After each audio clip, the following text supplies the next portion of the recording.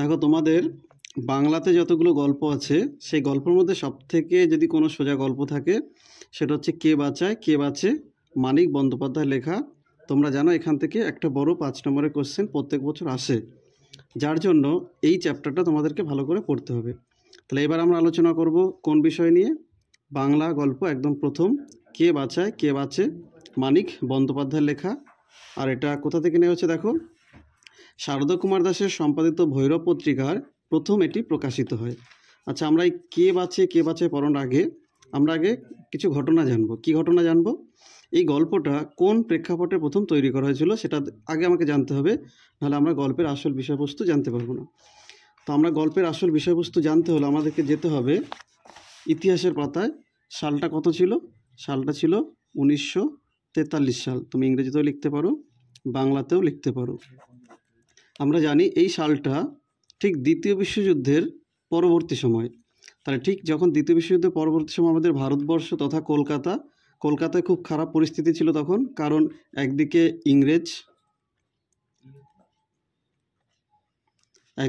ইংরেজদের অত্যাচার, অন্যদিকে জাপানের আক্রমণের ভয়। সেই প্রেক্ষাপটে আর তার সঙ্গে ভারতবর্ষে আরেকটা বড় সমস্যা ছিল জাতপাতের সমস্যা। তাহলে একদিকে জাতপাতের প্রবলেম, একদিকে ইংরেজদের প্রবলেম, একদিকে জাপান আক্রমণের ভয়। সেই প্রেক্ষাপটে ভারতের মানুষের তখন প্রচুর বিপদ ছিল। কীরকম বিপদ ছিল? তো সেই সময় যারা জমিদার শ্রেণীর লোক ছিল, ভালো করে বুঝবে, যারা জমিদার শ্রেণীর লোক ছিল তারা তখন কি করেছিল, এই ইংরেজদের সঙ্গে হাত করে বাজারে ইচ্ছা করে, তখনকার দিনে বাজারে ইচ্ছা করে জিনিসপত্র এমন দাম তৈরি করেছিল যাতে মানুষের মধ্যে একটা অনাহার দেখা দেয়। যার জন্য তখন কী হয়েছিল, যারা গরিব মানুষ ছিল সেই গরিব মানুষরা তখন দুবেলা ঠিকঠাক খেতে পারতো না। আর এই গরিব মানুষরা দুবেলা খেতে পারতো না বলেই তখন তারা কোথায় চলে গেল? শহরে, এক মুঠো বা দুমুঠো খাওয়ার জন্য। আর শহরে তখন ওই সরকারের তরফ থেকে লঙ্গরখানার ব্যবস্থা করেছে। লঙ্গরখানা জিনিসটা কি? লঙ্গরখানা জিনিস হচ্ছে লঙ্গরখানা জিনিসটা কি? লঙ্গরখানা জিনিস হচ্ছে যেখান থেকে ফ্রিতে খিচুড়ি বা জাতীয় জিনিস খেতে দেওয়া হয়। তোমরা জানো যে যখন মানুষ ফুটপাতে খাবার পায় না তখন তারা দুবেলা খাবার জন্য সে লঙ্গরখানাতে গিয়ে লাইন দাঁড়ায়, খুব সকালবেলা হয়তো দাঁড়ায়। তাহলে গ্রামের মানুষরা শহরে কেন গেছিল? দুমুঠো খাবার জন্য। আর আমি প্রথমে বলেছিলাম এই যে আমি অনাহারের কথা বলছিলাম, এই অনাহারটা কিন্তু সত্যি সত্যি প্রকৃতির দ্বারা তৈরি ছিল না। এই অনাহারটা পুরো একদিকে ইংরেজ, একদিকে জমিদার, এদের দুজনার যে বুদ্ধি কৌশল, জিনিসপত্রের দাম এত বৃদ্ধি করেছিল যে সাধারণ মানুষ কেউ কিছু কিনতেই পারতো না। যার জন্য দুবেলা খাওয়ার জন্য তাদের শুধুমাত্র শহরে ছুটতে হয়েছিল। তাহলে আমরা জানি এই যে আমরা পড়লাম কে বাঁচায় কে বাঁচে, মানিক বন্দ্যোপাধ্যায়। তাহলে তখনকার দিনে উনি শহরের একজন লেখক। তাহলে উনি সাধারণ মানুষের কাছে এই জিনিসটা তুলে ধরবার জন্য তখনকার প্রতিচ্ছবি কেমন, সেই প্রতিচ্ছবি সাধারণ মানুষের কাছে তুলে ধরবার জন্য তিনি এই ধরনের একটা গল্প আমাদেরকে লিখেছে। তাহলে আমরা প্রথমে গল্পের চরিত্রগুলোর সঙ্গে পরিচিত হব। তাহলে এবার আমাদের আলোচনার প্রধান বিষয় গল্পের প্রধান চরিত্রগুলো। তো দেখো, এই গল্পে প্রধান দুটো চরিত্র আছে। একটা হচ্ছে মৃত্যুঞ্জয়, যেটা আমরা গল্পের প্রথমেই পাবো। আর দ্বিতীয় যে চরিত্রটা আছে সেটা হচ্ছে নিখিল।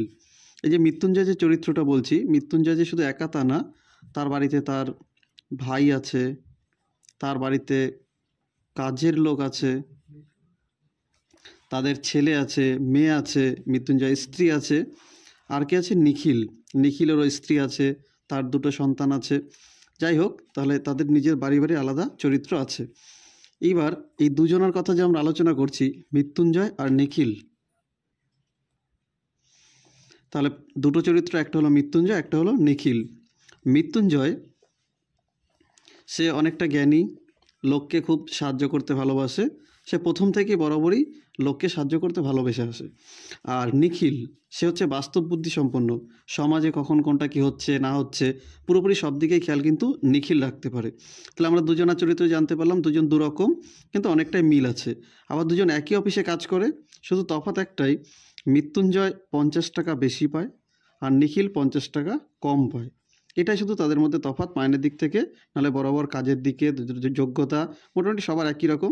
যাই হোক, তো গল্পের প্রথমে আমরা দেখতে পাবো যে একদিনকে মৃত্যুঞ্জয় সকালবেলা কোনো কারণবশত সে তার বাড়ি, ধরো এটা তার বাড়ি থেকে সে অফিসে যাচ্ছিল। তো প্রত্যেক দিন বাড়ি থেকে সে যখন অফিসে যায় তখন সে ট্রেন বাস ট্রামে করে যায়, যার জন্য তার ফুটপাতের রাস্তাতে খুব একটা হাঁটা হয় না। ফুটপাত মানে তোমরা বুঝতেই পারছো, আমাদের এই শহর অঞ্চলের রাস্তার দুধারে যে জায়গাগুলো থাকে পায়ে হাঁটা রাস্তা, যাদেরকে ফুটপাত বলে। তো মৃত্যুঞ্জয় যখন অফিসে যায় তার কখনোই কিন্তু এই ফুটপাতে হাঁটার প্রয়োজন হয় না, কারণ সে বাড়ির কাছ থেকে হয়তো বাসে বা ট্রামে চাপে সরাসরি অফিসে গিয়ে ওঠে। যাই হোক, একদিনকে কোনো কারণবশত সেই ফুটপাত দিয়ে হেঁটে হেঁটে অফিসে যাচ্ছিল। অফিসে যাওয়ার পথে প্রথম সে অনাহারে মৃত্যু দেখল। অনাহারে কোনো একজনের মৃত্যু দেখলো, মানে যে খেতে না পেয়ে এই রাস্তার সাইডে কোনো এক ধারে মরে পড়েছিল। তোমাদের আমরা প্রথমেই গল্পে বলেছি যে এই যে গল্পটা, এই গল্পটা হচ্ছে সেই 1943 সালে যে মন্বন্তর হয়েছিল, তখন অনেক মানুষ না খেতে পেয়ে মারা গেছিল। তো তাদের মধ্যে কোনো একজন এই ফুটপাতে অনাহারে মারা গেছিল। সেটা মৃত্যুঞ্জয় দেখার পরে সে যখন এই অফিস ঘরে গিয়ে পৌঁছানোর পরে সেদিনকে কিন্তু সে আর কোনো কাজ বাজ করতে পারলো না। সে সোজা তার পাশে যে ঘর থাকে, তোমরা যাকে ওয়াশরুম বলো ভদ্র ভাষায়, সেই ওয়াশরুমে গিয়ে তার একটা বমি বমি ভাব এলো, কারণ সে আজকে বাড়ি থেকে ডাল ভাত তরকারি মাছ মাংস দই সব কিছু খেয়ে এসেছিলো, আর একদিকে মানুষ না খেতে পেয়ে মারা যাচ্ছে। এটা দেখার পরে তার গা থেকে এমন গা গোলাচ্ছিল, তার বমি বমি ভাব এসেছিল। যাই হোক, এবার তার অফিসে যেহেতু বন্ধু একমাত্র নিখিল, বন্ধু যখনই এই সমস্যার মধ্যে পড়লো তখন নিখিল এসে দেখলো যে বন্ধুর এই অবস্থা।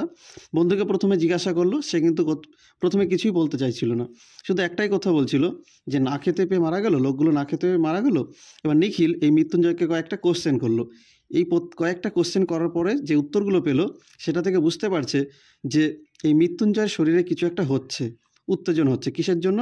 এই যে ফুটপাতে অনাহারে মৃত্যুগুলোকে দেখে যেন মৃত্যুঞ্জয়ের মনে হচ্ছে এই ফুটপাতে যে অনাহারে মৃত্যু হচ্ছে তাদের জন্য যেন কিছু করা যায়। যাই হোক, সেদিনকে যাওয়ার পরে তারপর থেকে নিখিল লক্ষ্য করলো যে এই মৃত্যুঞ্জয় ঠিকঠাক অফিসে আসছে না। তখন নিখিল খোঁজ নিয়ে জানতে পারলো যে মৃত্যুঞ্জয় যখনই অফিস ছুটি করে তখন এই যে ফুটপাতে যে মানুষগুলো মারা গেছিলো তাদেরকে সে দেখাশোনা করে। মানে এই যে মৃত্যুঞ্জয়ের মনে প্রশ্ন আছে যে এই ফুটপাতে যে অনাহারে যারা মারা যাচ্ছে, তো এইসব লোকেরা কোথা থেকে আসছে, তারা যে সকাল বিকেল লঙ্গরখানা ভিড় করছে, তাহলে তাদের এই দুর্দশার কারণ কি? সব কিছুর কারণ যখনই জিজ্ঞাসা করতে যায় সাধারণ মানুষ কিন্তু কোনো উত্তরই দিতে পারে না। তারা প্রত্যেকেই একটা অজুহাত দেয়, তাদের ভাগ্যের পরিহাস। যাই হোক, এইভাবে কিছুদিন চলছিল। আরও কিছুদিন যাওয়ার পরে হঠাৎ করে একদিনকে যখন মাইনের টাইম হলো, অর্থাৎ যখন তারা মাসের মাইনে পেল, মৃত্যুঞ্জয় তখন নিখিলকে ডেকে বলল যে আমার মাইনের টাকাগুলো প্রত্যেকটা গুনে নাও, আর কোনো চ্যারিটি ফান্ডে গিয়ে এই টাকাগুলো দান করে দিয়ে আসো, যাতে এই ফুটপাতে যারা মারা যাচ্ছে তারা যাতে অনাহারে মারা না যায়, তাদের যাতে খাবার জোটাতে পারে। নিখিল যেহেতু আমি আগেই বলেছি বাস্তব বুদ্ধি সম্পন্ন, সে তখন মৃত্যুঞ্জয়কে বোঝায় যে দেখ, এইভাবে আমাদের কিছু সামান্য মাইনে দিয়ে এই ফুটপাতে মৃত্যু কখনো আটকানো যাবে না।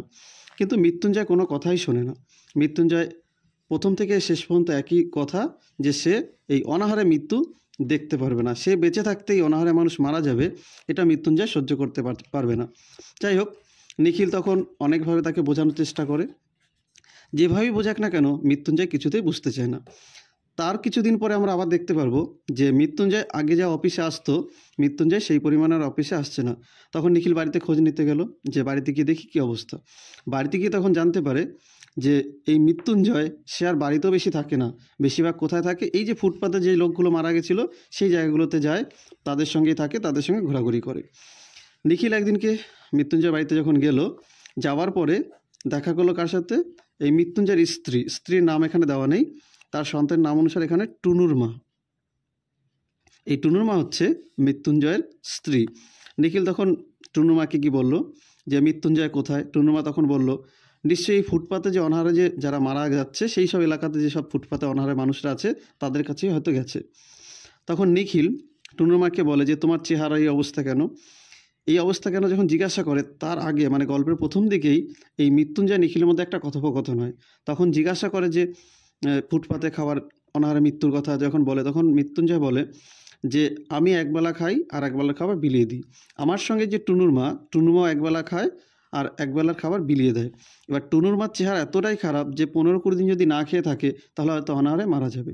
কিন্তু টুনুর মাও এই মৃত্যুঞ্জয় থাকতে থাকতে, যেহেতু মৃত্যুঞ্জয় তার স্বামী, এই টুনুর মা তার সাথে থাকতে থাকতে তারও একটা অভ্যাস দাঁড়িয়েছে যে অনাহারে যারা মারা যাচ্ছে তাদের জন্য কিছু একটা করি। তখন টুনুর মা নিখিলকে বলছে যে আমারও সংসারে তেমন মন নেই, আমার বাড়িতে যে বাচ্চা কাচ্চা আছে তাদের দিকে মন নেই, আমারও শুধু মনে হয় যে এই ফুটপাতে মানুষদের জন্য কিছু করি। এবং তার সঙ্গে টুনুর মা নিখিলকে রিকোয়েস্ট করে যে তুমি যাও রাস্তাতে গিয়ে দেখো মৃত্যুঞ্জয়ের কী অবস্থা। তখন এই টুনুর মার অনুরোধে নিখিল এই ফুটপাতে খোঁজ করতে যায়। কার খোঁজ করতে যায়? মৃত্যুঞ্জয়। তো সেখানে গিয়ে দেখে এই মৃত্যুঞ্জয় কিন্তু এদের সঙ্গে থাকতে থাকতে, মানে যে ফুটপাতে যারা থাকে এদের সাথে থাকতে থাকতে তারও একই অবস্থা।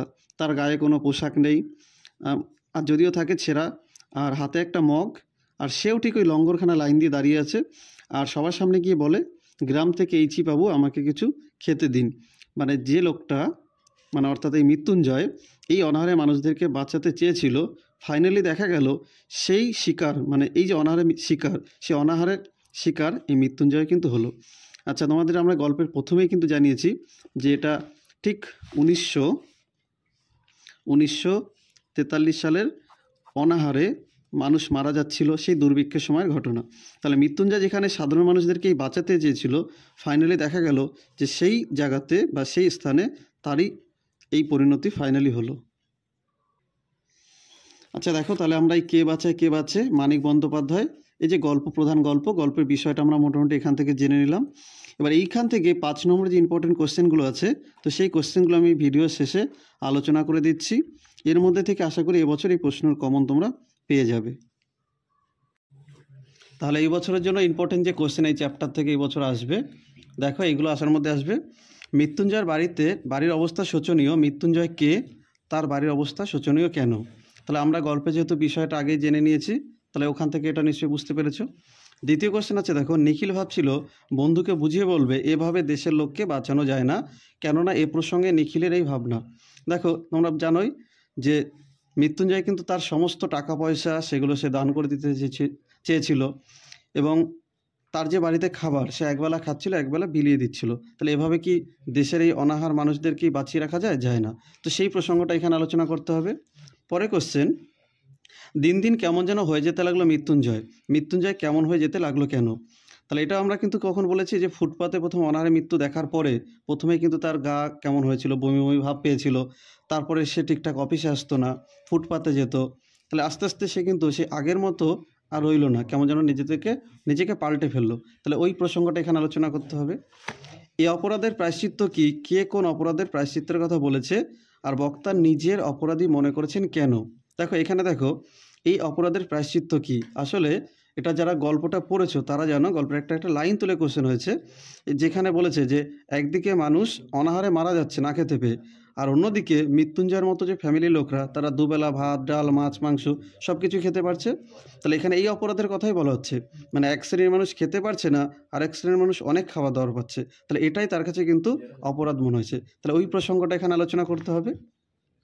তারপরে 5 থেকে যে কোশ্চেনটা দেখো, দারুণ একটা হতাশা জেগেছে ওর মনে, কার মনে কোন ব্যাপারে হতাশা জন্ম নিয়েছে, বক্তার মানসিক পরিচয় দাও। তাহলে যারা পুরো গল্পের বিষয়বস্তুটা জানতে পেরেছো, ওই বিষয়বস্তুটা যদি ঠিকঠাক করে লেখো তাহলে কিন্তু এই প্রশ্ন উত্তরটা হয়ে গেল। যাই হোক, এখান থেকে যে 5টা কোশ্চেন আমরা আলোচনা করলাম, বিষয়বস্তু আলোচনা করলাম, এর মধ্যে কিন্তু 2024 সালে তোমরা মোটামুটি পেয়ে যাবে।